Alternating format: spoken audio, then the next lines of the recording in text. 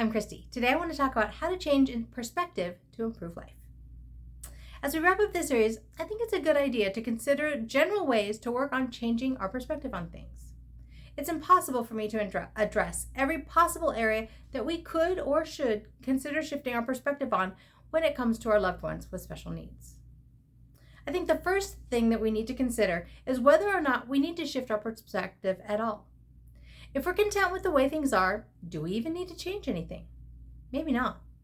But if we're looking to continue to challenge ourselves and our loved ones with special needs, we need to be willing to change and or improve areas of our lives. Shifting our perspective on an issue may be one of those areas that needs to change. Or maybe our loved one with special needs is fighting us on an issue because they want more input or control of a particular area. Is this something that is realistic? Is it something they can handle taking control of? If so, maybe we need to shift our perspective and give them control of that area. There are so many different reasons why we might want or need to shift our perspective on an issue. Whatever the reason, I believe we owe it to ourselves and our loved ones to seriously consider whether or not we want or need to shift our perspective on an issue, or maybe issues. Maybe the most important reason to consider shifting our perspective is to prove that we honor our loved ones with special needs and seek to give them as much autonomy over their lives as they can handle. Finding that balance is tricky, but I believe it shows them how much we believe in them when we give them as much control over their lives as they can safely handle. And it's another way that we can treat them as typically as possible. Maybe the most important reason to consider changing our perspective is that we want to honor our loved ones with special needs and treat them as much like any other family member as we possibly can. There are many areas where we have to make modifications and accommodations for our loved ones with special needs, and there's nothing we can do to change that. It's simply a fact of life. But I think that there are also a number of areas where many parents and caregivers never stop to consider whether or not their loved one is capable of making decisions for themselves. Those are the areas that I'm challenging us to reconsider and see if we can shift our perspective to give our loved ones more autonomy over their lives. When we remember that our loved ones are more like us than we sometimes want to admit, it's easier to work to treat them the same way we treat every other family member. They're really no different. But yes, we do have to make some adjustments. But we have to do that with every other family member as well. One family member is easily offended, so we think through how and what we're going to tell them more thoroughly than we do with other family members. Another family member wants to hash out every detail of an issue before a decision is made, so we allow extra time before a decision is made. Our loved ones with special needs need us to approach them in the best way for them. But we show them the same honor and respect as any other family member when we approach them in ways that best suit their way of addressing life.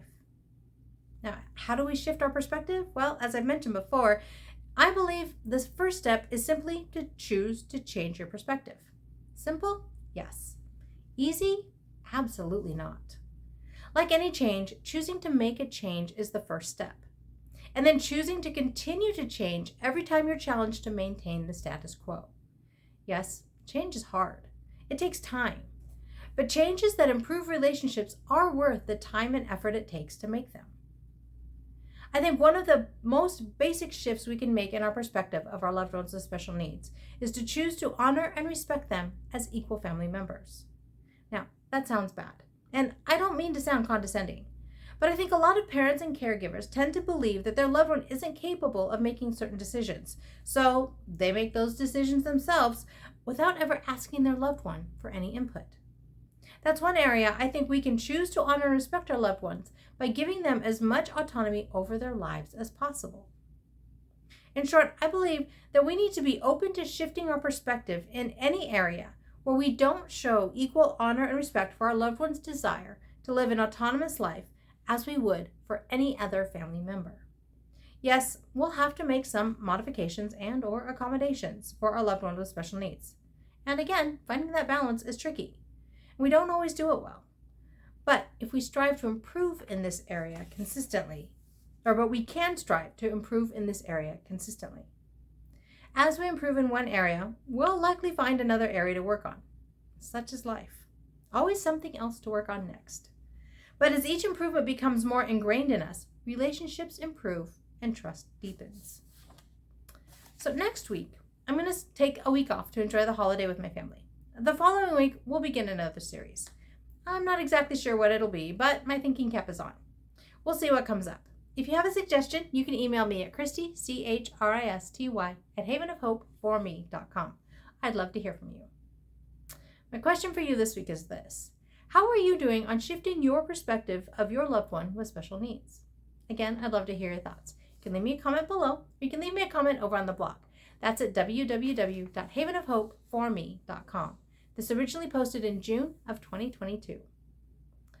I'm double checking my perspective and seeing where I need to make some shifts so that I can continue to say that life is good and there is never a dull moment.